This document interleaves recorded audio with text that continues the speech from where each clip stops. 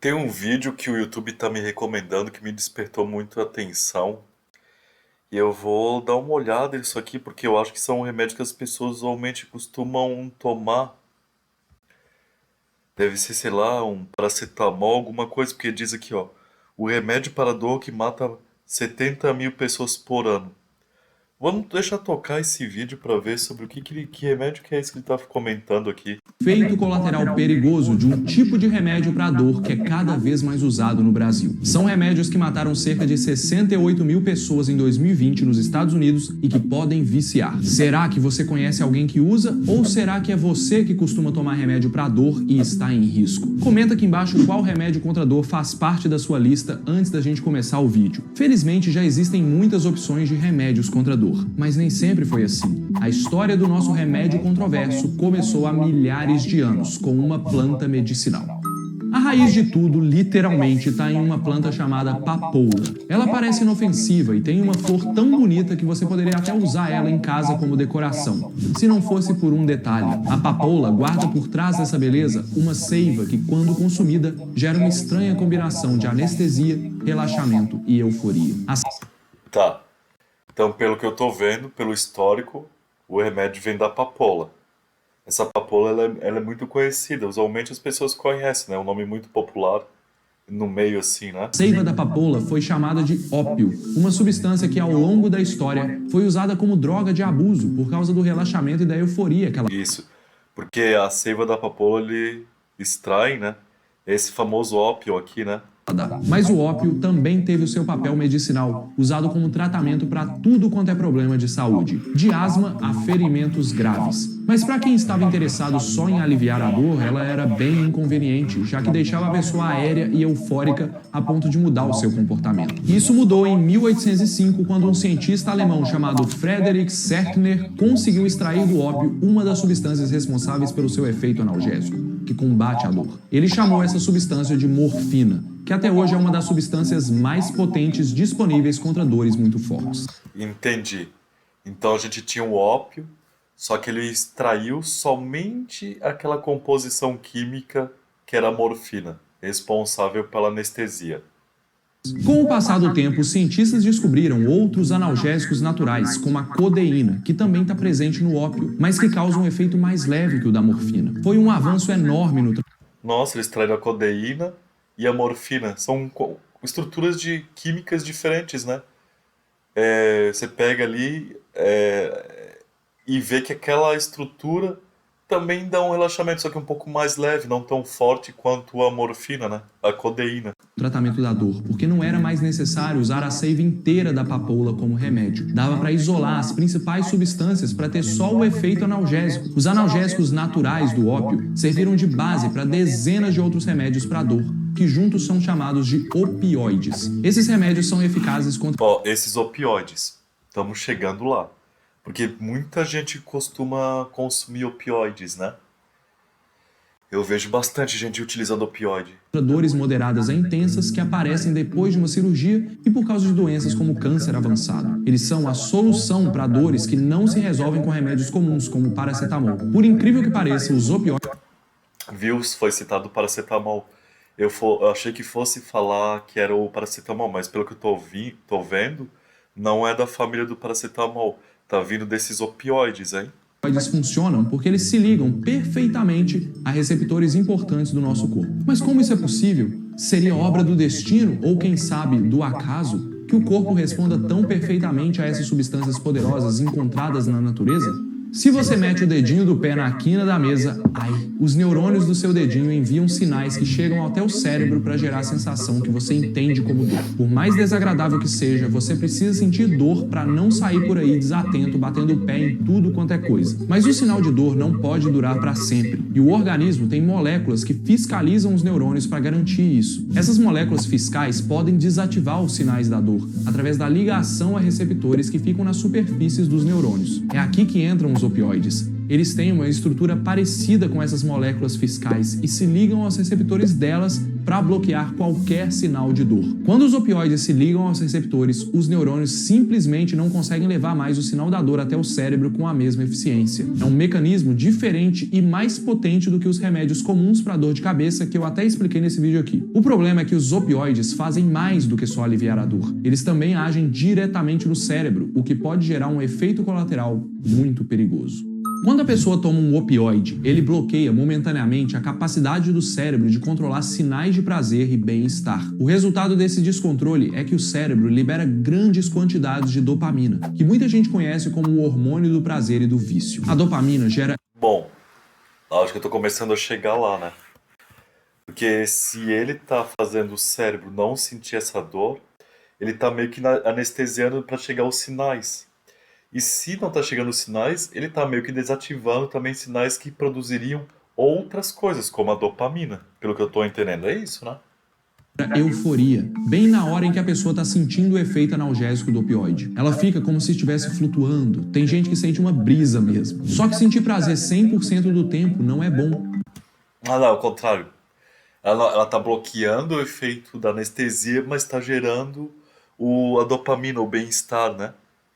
Assim como deixar de sentir dor totalmente também não faz bem. O controle dessas sensações te ajuda a diferenciar situações negativas, neutras e positivas. À medida que a pessoa continua tomando o remédio diariamente, o organismo tenta retomar o controle da situação. Ele vai diminuir a quantidade de receptores disponíveis para a ligação do opioide na superfície dos neurônios. E na prática, parte do opioide que a pessoa toma já não tem mais onde se ligar para... Ah, era sempre isso que eu ficava em dúvida, o porquê. Porque eles falam que não é para tomar o opioide por longos prazos, né? Tem gente que toma por muito tempo opioide e começa a não fazer mais efeito. E eu sempre me perguntava por isso. É por esses receptores, né? gerar os mesmos efeitos. Agora, aquela dose que a pessoa tomava começa a ser insuficiente para aliviar a dor e também não gera mais prazer. A pessoa precisa de doses cada vez mais altas para ter o mesmo efeito de antes. Nesse ponto, parar de tomar o remédio gera um mal-estar intenso, porque o organismo se adaptou para trabalhar com o remédio ali. É a chamada dependência física. É como se o corpo precisasse do remédio para funcionar. A pessoa tem agora... Esse mesmo mecanismo, então, funciona para as drogas, né? Para quem consome outras drogas é o mesmo procedimento, né? dois motivos para aumentar a dose de opioides. Ela quer acabar com os sintomas de dependência e aliviar a dor. Aos poucos, a dependência física altera regiões do cérebro ligadas ao controle de impulsos, gerando a dependência química, que aí sim nós chamamos de vício. Se a pessoa tiver acesso ao remédio, ela começa a exagerar na dose sem pensar nas consequências. E eu tô falando aqui, galera, de uma doença. A pessoa não decide tomar mais remédio porque ela é irresponsável. Ela simplesmente não consegue evitar. E o pior é que nem todo mundo sabe desse risco que remédios como Codex, Tilex, Durogesic e outros comuns podem causar. No final eu vou falar mais deles, então já deixa o seu like aqui. Então são esses remédios aqui que ele tá listando, né? Vou até voltar porque é importante, ó. Codex, Tilex, Durogesic. Nunca tomei nenhum desses aqui. Ainda bem, eu pensei que era um paracetamol, coisa assim. Não é, são, pelo que eu imagino, são esses derivados lá da seiva, né? Da papoula. Gesic e outros comuns podem causar. No final eu vou falar mais deles, então já deixa o seu like aqui para esse vídeo chegar mais longe e alertar o máximo de pessoas possível, porque o abuso de opioides é um problema sério. O vício em opioides levou cerca de 68 mil norte-americanos à morte em 2020. E eu falo deles porque é onde tem os estudos mais robustos. A pessoa começa a tomar por conta de uma fratura grave, uma enxaqueca ou pela dor insuportável de uma pedra no rim. E aí, quando o tratamento termina, a pessoa continua tomando o remédio por conta própria e vai aumentando a dose. Não mais para tratar a dor, mas em busca de relaxamento e prazer. Pessoas que fazem tratamento para dor crônica ou durante muito tempo, como no caso de um câncer, também têm que tomar cuidado com isso. Doses muito altas de opioides ou durante muito tempo afetam várias funções do organismo. Já no caso de pessoas que abusam de doses muito altas de forma pontual, isso também é um problema. O opioide se torna um verdadeiro veneno e causa a famosa overdose, que leva a problemas como convulsões e coma. Se a pessoa não for atendida... Eu sempre tomei cuidado com o remédio, não tomo muito. Raramente eu tomo remédio. Só quando é uma coisa assim que eu realmente vejo, ó, não tem como evitar. Uma garganta inflamada, né? O cara não consegue nem engolir a saliva. Aí eu acabo tendo que tomar um anti-inflamatório, mas eu evito muito assim. Normalmente eu tento deixar a minha garganta desinflamar naturalmente com alimentação, um bom sono, um descanso. E é por isso, ó, as pessoas têm que tomar cuidado desses opioides, tudo. Agora eu tô entendendo. Sempre eu ouvia falar dos opioides e sempre alertava as pessoas, não tome muito, não exagere. Se dá tempo, o caso evolui para uma parada cardiorrespiratória e até morte. Hoje, o principal culpado nos Estados Unidos é um opioide chamado fentanil. Esse é o nome do princípio ativo, mas os medicamentos podem... Ó, então um dos principais é esse fentanil, né? Pelo que eu tô entendendo, as pessoas acabam tendo parada cardíaca, né? Não conseguem respirar, dá uma arritmia cardíaca. Acelera muito o batimento, acaba não conseguindo respirar, pô, dá uma parada cardiorrespiratória, né? chamar Durogesic ou Fentanest ou até o... Ó, alguns remédios aí, ó. O que eu já tinha citado antes, o Durogesic e esse Fentanest, que tem esse princípio ativo aí, o fentanil. Eu acho bem importante essa informação. nome. O fentanil é até 100 vezes mais potente que a morfina e geralmente é indicado... Meu Deus do céu, 100% mais forte que a morfina? Mas como que uma pessoa consegue comprar isso numa farmácia? Porque pelo que eu entendo, por favor, se médicos me corrijam se eu estiver errado, hein? Mas a morfina só em algumas hospitais que a pessoa pode tomar, né? Com acompanhamento médico, porque se der alguma parada cardiorrespiratória na pessoa, tem como ressuscitar ela no hospital. Se é 100% mais forte, a pessoa consegue comprar isso na farmácia? para pessoas com câncer ou pessoas que sofrem de dores incapacitantes. Ah, por isso. Porque são pessoas com câncer ou dores incapacitantes. É algo muito forte, né? Porque imagina o sofrimento dessas pessoas, né? Então, por isso, né? O fentanil é 100 vezes mais forte. Meu Deus do céu, é muito potente. Só que ele conquistou o mercado ilegal. Pessoas já dependentes de opioides... Ah, esse que é o problema, né? Às vezes a pessoa, ela não... um mercado ilegal, né? Às vezes a pessoa nem tem um câncer, nem tem uma doença incapacitante, mas ela toma pra ficar viajando, né? Meu Deus do céu.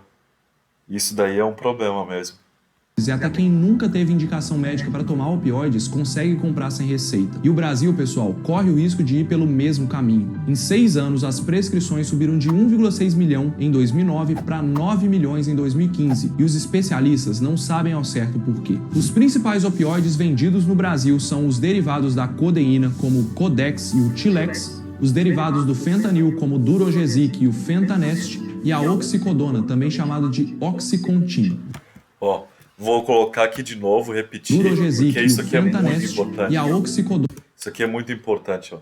Então, temos esses remédios aqui, o Codex e o Tilex, derivados da codeína, né, que é a substância. O remédio Durogesic e Fontanest, derivado da substância fentanil. E a oxicodona, da tebaína. Esse daqui, nunca ouvi falar tebaína. A codeína e o fentanil não me é muito estranho, mas tebaína eu nunca tinha ouvido falar. Também chamado de Oxycontin. Você já tomou algum desses? Me conta aí embaixo. Isso para prescrições, que é quando a pessoa toma o remédio com recomendação médica. Um estudo da Fiocruz mostrou que em 2015, 3% da população já tinha tomado opioides sem recomendação médica. Número 3 vezes maior que o de pessoas que declararam o uso de crack e 10 vezes maior que os que declararam o uso de cocaína. Esse é mais um sinal de alerta. Nos Estados Unidos, depois do aumento das vendas de opioides, teve um aumento também no uso ilegal deles. Quando os órgãos reguladores decidiram... Eu não sei por que também fazer dessa forma, né? Como eu falei, eu tento evitar ao máximo ficar tomando remédio por conta própria aqui. E imagina, a pessoa começa a tomar e fica dependente química daquilo. Quando vê, tá com algo mais grave do que antes. não tomar providências, já tinha muita gente viciada e morrendo de overdose. Será que vamos ter uma epidemia de abuso de opioides também aqui no Brasil? Eu espero que não. A verdade é que o acesso... Gostei bastante desse vídeo. Bem educativo, bem informativo. Tô aqui compartilhando com vocês porque é uma informação